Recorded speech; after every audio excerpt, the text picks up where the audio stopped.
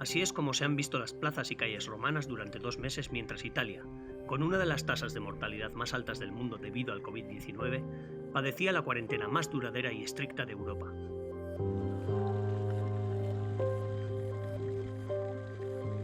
De los casos conocidos, más del 10% de los infectados han fallecido.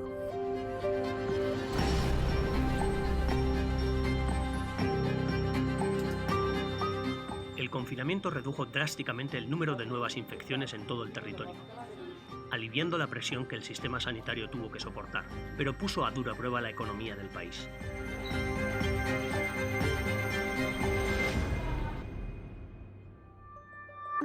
Ante la creciente presión para reabrir la nación, el primer ministro de Italia, Giuseppe Conte, emitió un decreto para el inicio de lo que se llamó la fase 2, suspendiendo algunas de las restricciones a partir del 4 de mayo. El decreto establece ciertos parámetros cruciales para que la gente pueda reanudar su vida cotidiana. Libertad de movimiento dentro de las regiones. Reanudación de las celebraciones funerarias, máximo 15 asistentes. Permiso para actividades deportivas en espacios abiertos. Reapertura de comercios y museos y reanudación de los entrenamientos de deportes colectivos a partir del 18 de mayo. Sin embargo, no hace mención alguna a la reanudación de las misas y de otros servicios religiosos. Esto suscitó muchas preguntas entre los católicos, tales como: ¿es que acaso se pretenden ignorar las necesidades fundamentales que tienen los católicos de recibir los sacramentos? ¿O cómo debería reaccionar un católico ante semejante situación?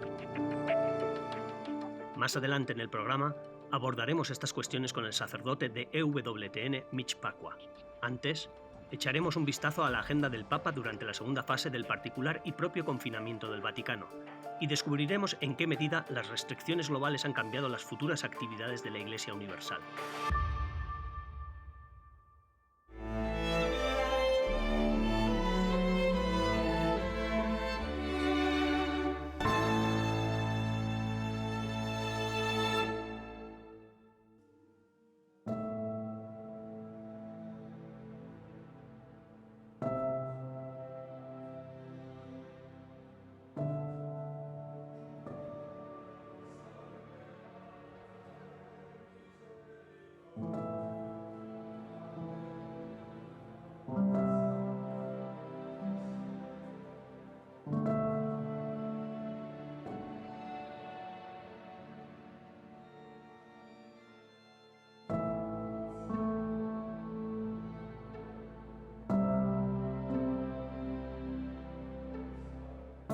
Del Padre, del Figlio e dello Spirito Santo. La pace sia con voi.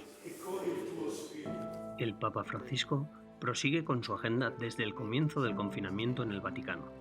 Comienza el día celebrando la misa en la Capilla Vaticana de Santa Marta, misa que se transmite en directo para todo el mundo, y cada día inicia la celebración rezando por una intención específica.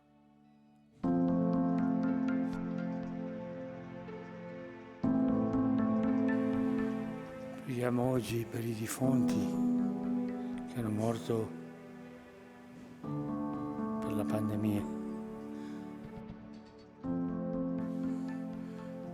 Ieri ho ricevuto una lettera di un gruppo di artisti ringraziando per la preghiera che noi abbiamo fatto per loro. Vorrei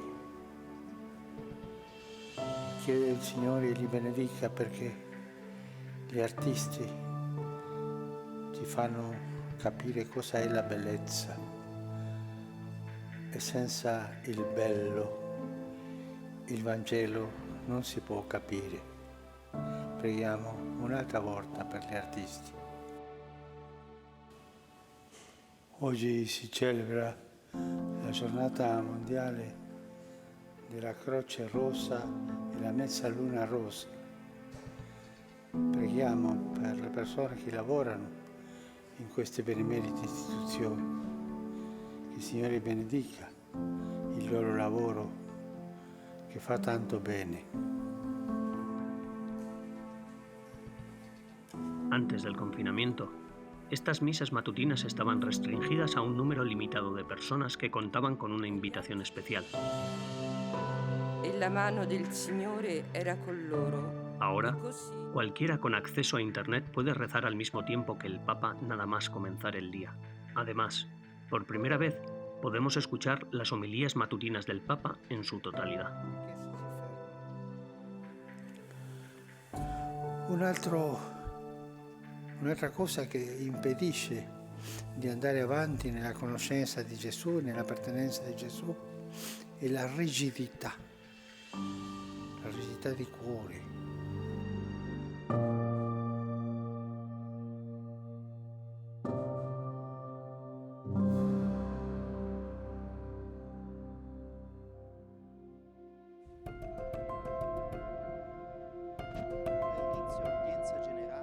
Además de la misa diaria, el Santo Padre continúa con sus audiencias generales semanales desde la biblioteca del Palacio Apostólico, también transmitidas al mundo por televisión y en directo a través de la web. Los únicos peregrinos que asisten a estas audiencias son virtuales, pero las personas que escuchan al Papa se cuentan por cientos de miles. Oggi iniziamo un nuovo ciclo di catechesi sul tema della preghiera.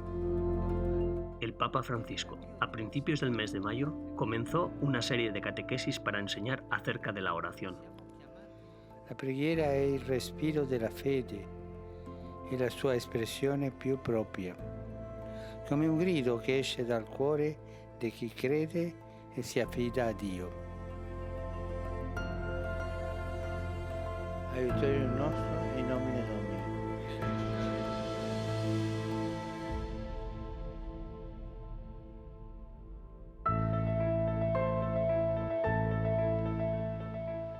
En el mensaje del domingo 3 de mayo, después de dirigir la oración del Reina del Cielo del tiempo de Pascua, el Papa Francisco apoyó la iniciativa del Comité Superior para la Fraternidad Humana de celebrar el Día Universal de la Oración con ayuno y obras de caridad para clamar a Dios Padre y acudir a su protección durante esta pandemia.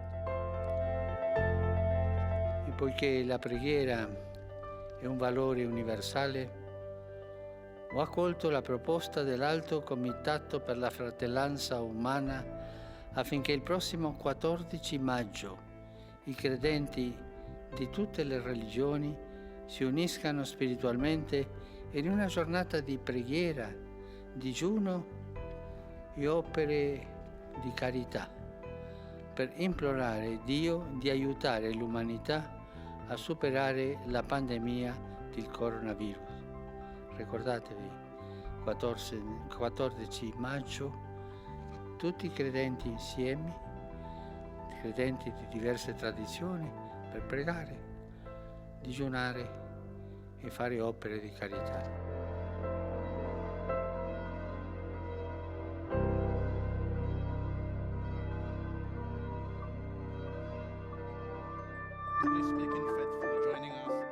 Mientras que en el Vaticano las audiencias físicas con el Papa se han limitado solo a unos pocos colaboradores cercanos, se podría argumentar que nunca ha estado tan en contacto con tanta gente gracias a las nuevas tecnologías. Esta pandemia global ha modificado de manera significativa el programa del Santo Padre. Ha enfocado su prioridad principalmente en rezar y ayudar a guiar a la humanidad y a la Iglesia a través de estos tiempos inciertos.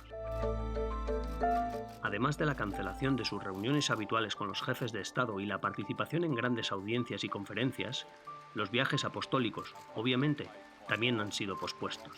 Esto no solo se ha aplicado a los eventos que se suponía que tendrían lugar ahora. La pandemia ha afectado a todos los principales eventos católicos mundiales que estaban programados a lo largo de los meses y años venideros. En Asís, la Cumbre Económica Mundial, la Economía de Francesco, anteriormente prevista para marzo de 2020, ha sido aplazada hasta noviembre de ese mismo año. El 52 Congreso Eucarístico Internacional de Budapest ha sido trasladado a septiembre de 2021. El 10º Encuentro Mundial de las Familias en Roma de junio de 2021 ha sido aplazado a junio de 2022. Y la Jornada Mundial de la Juventud en Lisboa ha sido reprogramada de agosto de 2022 a agosto de 2023.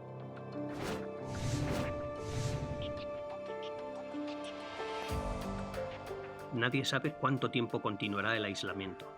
Pero mientras tanto, la Iglesia en Italia se prepara para volver a la normalidad después de más de 2 meses sin celebrar públicamente una misa. Tras la pausa, descubriremos más de cerca cómo las medidas que adoptó el gobierno italiano afectaron el acceso a los sacramentos y cómo los católicos de todo el mundo deberán afrontar tales desafíos.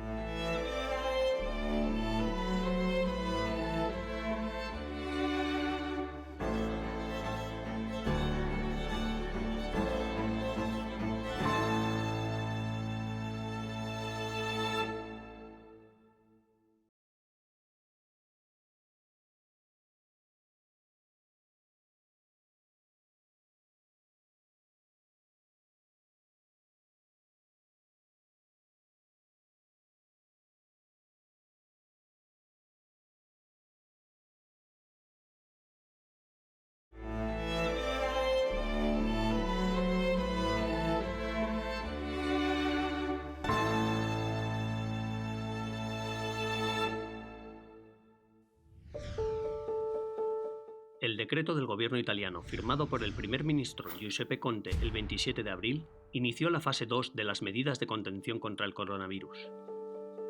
Entre otras, el documento dio vía libre a la celebración de funerales para no más de 15 personas. Pero no mencionaba nada al respecto del acceso a otras ceremonias religiosas públicas, tales como la misa y otros sacramentos esenciales para los católicos. La Conferencia Episcopal Italiana expresó su preocupación al respecto y publicó una declaración lamentando que el decreto gubernamental excluye arbitrariamente la posibilidad de celebrar misa junto con los fieles. Los obispos italianos dijeron que no podemos aceptar ver comprometido el ejercicio de la libertad de culto. Debe quedar claro para todos que el compromiso de servicio a los pobres, tan significativo en esta emergencia, nace de una fe que debe poder alimentarse en su fuente, particularmente en la vida sacramental. Los católicos de otros países se han enfrentado a una situación similar, generando un debate crucial en torno a la relación entre la Iglesia y el Estado, la libertad de culto y la búsqueda del bien común. Nos pusimos en contacto con el presentador y experto de EWTN, el padre Mitch Pacwa, para comprender cómo deben actuar los fieles católicos en una situación en la que no pueden acceder a los sacramentos. Every Catholic has to pay close attention to the government's regulation. Todo católico debe prestar mucha atención a la regulación gubernamental por el bien de nuestra salud y bienestar, y ninguno de nosotros quiere insistir en ir a la Santa Misa hasta el punto en el que pongamos en riesgo a las personas vulnerables, especialmente a nuestros ancianos y enfermos, personas cuyas condiciones físicas subyacentes las hacen susceptibles no solo de contraer el COVID-19, sino de morir debido a ellas. De manera que no deseamos poner en peligro a nadie, pero al mismo tiempo debemos ser muy cautelosos con que la ciencia, la verdadera ciencia, su tratamiento y la prevención que propone se utilicen. Por supuesto que deberíamos mantener el distanciamiento social, es de sentido común, pero también tenemos que tener en cuenta que a veces, salvo que la vean como una amenaza, los estados hacen caso omiso a la religión y quieren mantenernos alejados y limitar nuestra expresión esperando que nos olvidemos de ella. También tenemos que estar alerta frente a este proceder. En los Estados Unidos de América tenemos la libertad de religión garantizada por la Constitución, pero algunos políticos quieren limitar la libertad de culto, así como marginar nuestra presencia solo al interior de la Iglesia, pero buscamos asegurarnos de que nuestros derechos religiosos estén protegidos y, si fuera necesario, tenemos que estar muy dispuestos incluso a ir a los tribunales y asegurarnos de que cumplen la Constitución tal y como debe hacerlo cualquier ciudadano. ¿Cuán importante es para los católicos tener acceso a los sacramentos durante el encierro? ¿Es importante para los católicos? Para un católico es esencial tener acceso a los sacramentos en todo momento de su vida. Ahora bien, tenemos que prestar atención al hecho de que la cercanía y el contacto casual con otras personas propagan este virus. Este es un tipo diferente de virus porque sabemos que no tiene muchos síntomas cuando realmente lo padeces, a veces incluso durante un par de semanas, y esto lo hace peligroso, de modo que igual que en las tiendas de comestibles tienen escudos protectores de plástico, también nosotros los usamos en los confesionarios para que la gente pueda recibir el sacramento de la reconciliación. Y tan pronto como entre todos encontremos el modo y nos sea posible reunirnos para recibir el bendito sacramento, recibir al Señor, su sangre, su alma y su divinidad, tendremos que hacerlo. Esto es muy importante. Igual de importante va a ser para los matrimonios, puesto que muchos han sido pospuestos, y sin embargo, este es un elemento extremadamente relevante para toda la sociedad. Algunos políticos no consideran esencial recibir los sacramentos, puesto que los consideran esenciales de un modo diferente al nuestro. Para nosotros es esencial recibir lo que nos da la vida eterna, aunque ellos no lo piensan así. Nosotros sí.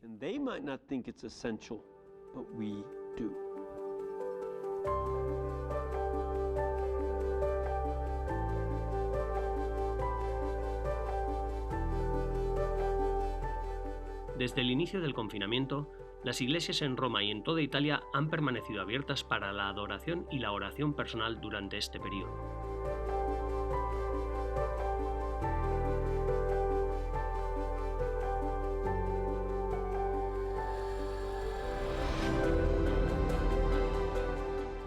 Después de semanas de diálogo continuo y abierto con el gobierno, la Conferencia Episcopal Italiana declaró el 2 de mayo que los obispos habían presentado sus propias directrices y protocolos para una fase de transición de vuelta a las misas públicas que cumpliera con todos los estándares de salud.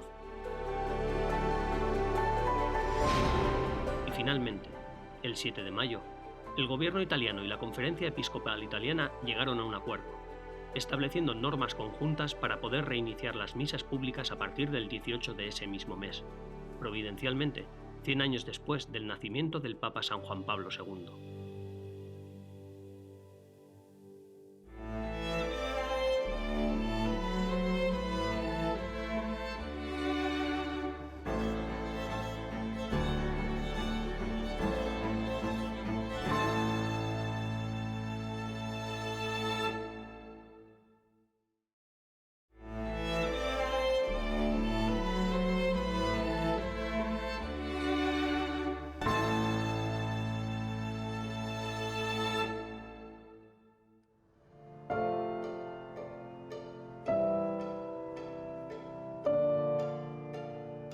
Para el Hospital Universitario Católico Gemelli de Roma, el paso a la fase 2 en la lucha contra el virus COVID-19 conlleva la necesidad de volver a centrar la atención médica en la inclusión de pacientes con otros problemas médicos.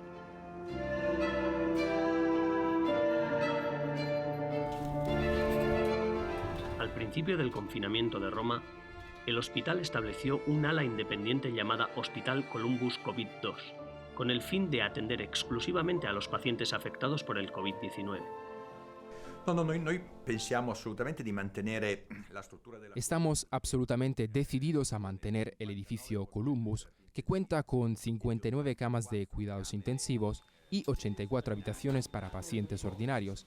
Seguirá siendo una instalación COVID, una clínica dedicada exclusivamente a esos pacientes. Pero por otra parte debemos dirigir de nuevo el resto del hospital hacia las diversas patologías que tratamos en esta policlínica. El profesor Rocco Domenico Belantone supervisa la clínica especializada en COVID, en la que primero deben identificar con seguridad si una persona es portadora del coronavirus antes de proceder a su tratamiento. Paciente que arriva allí. El paciente que llega aquí es atendido de inmediato. Se le hace un análisis, un historial clínico y seguido un frotis nasal y faríngeo, así como un serológico, después del cual el paciente es mantenido bajo una atenta observación. Estrictamente separado del resto de las personas de la sala de emergencias, esperamos el resultado del frotis. Cuando la respuesta a dicho frotis llega y es positiva, el paciente es enviado al centro Columbus, es decir, a la sección COVID del hospital.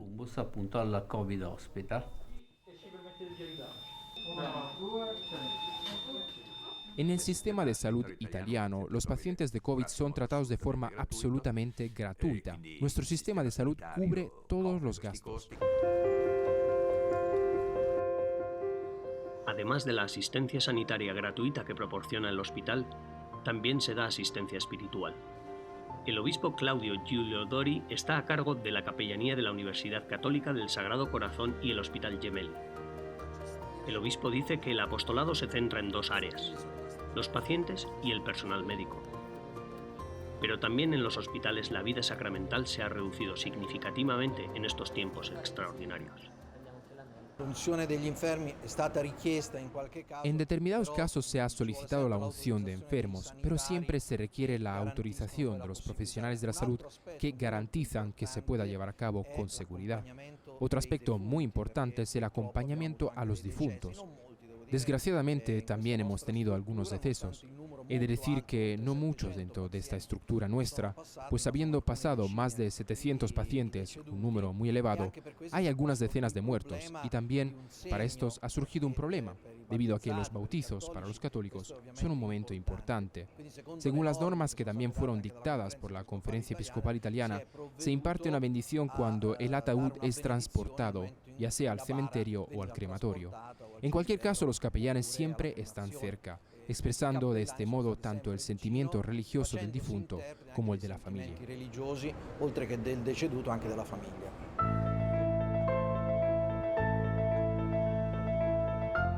La estatua de San Juan Pablo II en la entrada principal es un recordatorio permanente del estrecho vínculo que el Hospital Gemelli tiene con el Vaticano.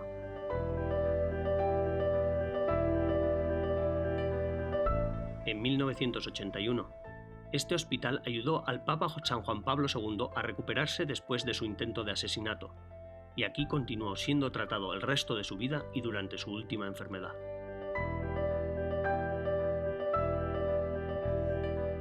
El 3 de abril, el Papa Francisco envió al cardenal Peter Turkson, prefecto del Dicasterio Vaticano para la Promoción del Desarrollo Integral Humano, para que diera su bendición a los pacientes, a sus familias y al personal médico del hospital.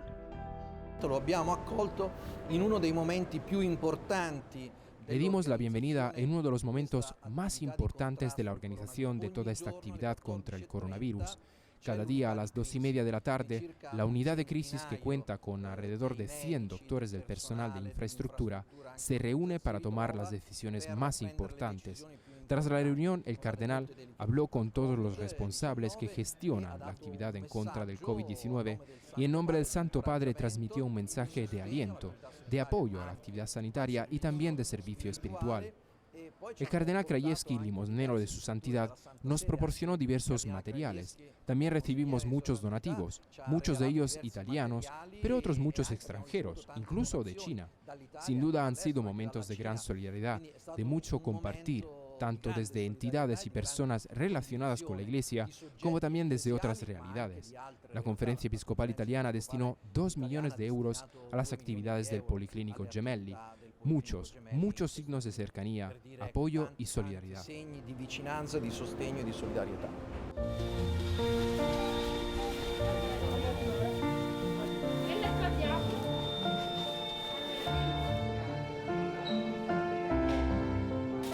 Empleando herramientas médicas y espirituales, el Hospital Católico Gemelli de Roma continúa librando la batalla contra la enfermedad COVID-19.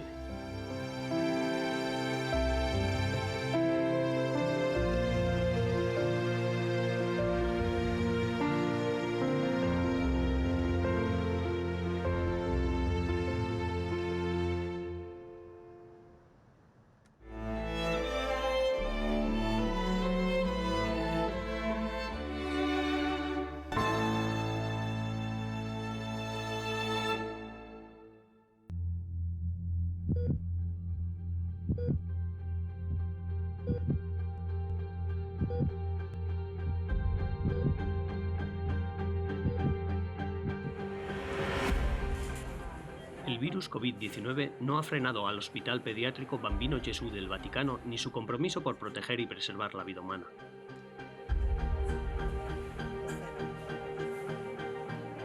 A finales de abril, un equipo de especialistas de Milán y Roma trataron con éxito a un bebé de 28 semanas en el vientre de su madre a causa de una condición extremadamente rara, una hernia diafragmática en la tráquea. Fue el primer procedimiento de este tipo en el hospital. Esta condición dificulta el desarrollo de los pulmones y tan solo afecta a unos 150 niños al año en Italia. En los casos más graves, el riesgo de mortalidad puede superar el 90%. Así es como desde el hospital explicaron esta complicada operación.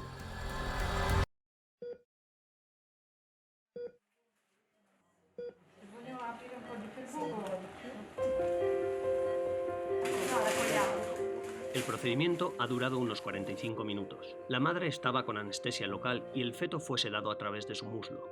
Para la operación, se introdujo un fetoscopio, una cámara de fibra óptica, en el abdomen de la madre.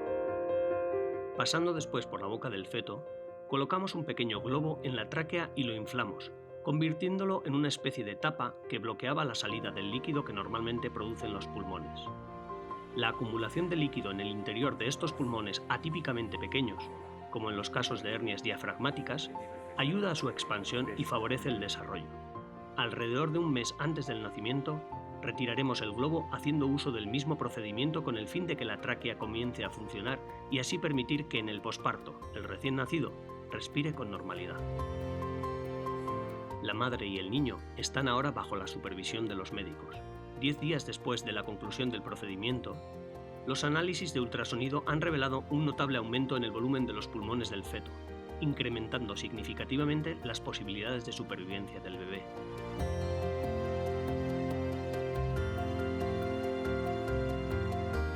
El Hospital Bambino Gesù fue fundado en 1869 y pasó a manos de la Santa Sede en 1924. En sus 150 años de historia, este hospital se ha convertido en el centro de investigación pediátrico más grande de Europa y en uno de los centros de atención médica para niños más moderno del mundo.